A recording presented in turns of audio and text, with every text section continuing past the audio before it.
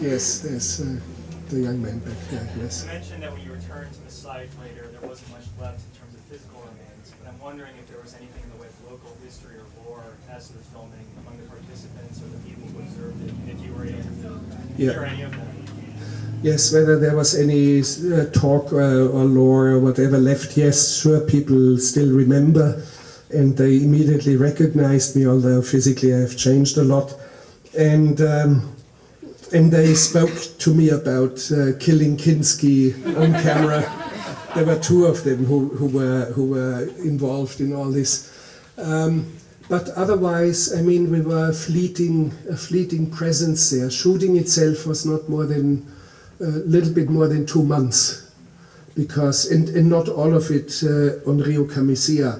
Pre-production took a long time because I had to build a whole infrastructure, like building a small jungle town for 1,100 people and building 2 identical ships, 2 twins, identical twins. And there was not even a ship wharf in Iquitos, so I had to build a ship wharf first. So yes, people still know about us, but you see, that was 27 years ago. Generations move very quickly in the jungle.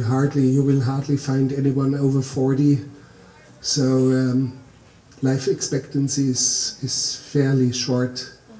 So what you see is elderly people, a few elderly people, and most of the young people quickly left for cities within the last 10 years, for opportunities in nearby cities. Yes. So what stopped you from playing the title role in Fitzcarraldo? What stopped me? The simple fact that Kinski, without a moment of hesitation, accepted to do it. And he did not ask any outrageous amount of money, which he normally would do with anyone else. So, and he refused to work with Kurosawa, he had refused to work with Fellini and with Pasolini and I don't know whom, and they said, yeah, this scum doesn't pay me well enough. However, this vermin, yeah. However, he always accepted very, very low fees when it came working with me, so somehow he had good instincts. Yeah, maybe someone from here? Oh, no. Okay, yes. Did you ever think of Fitzcarraldo as a companion piece to Aguirre, The Wrath of God, when you were writing it? Whether I thought of Fitzcarraldo as a companion piece to Aguirre, The Wrath of God? Not really, because the stories are quite different. In a way, you can see in not only these 2 films. In a way, you can see family relationships. I say that with great caution now, metaphorically. Of course, Aguirre is, in a way, same family. Or, for example, the ski jumping world champion Walter Steiner from Switzerland, who outflies all competitions and is in air like a frisbee and almost flies into his death and defies gravity. He's a very close relative to Fitzcarraldo, and I could make many other cross connections. So in a way you see it, you probably see it right, although I find it difficult to consider making a new film which was related to anything before. So that's never been my plan. These films always occurred to me. They came without plan. They just invaded upon me like the burglar at night.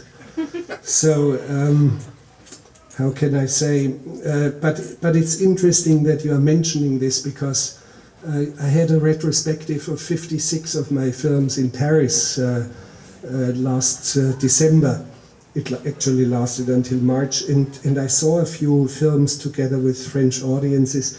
And I thought, and you sense it with the audience, they see the cross-references.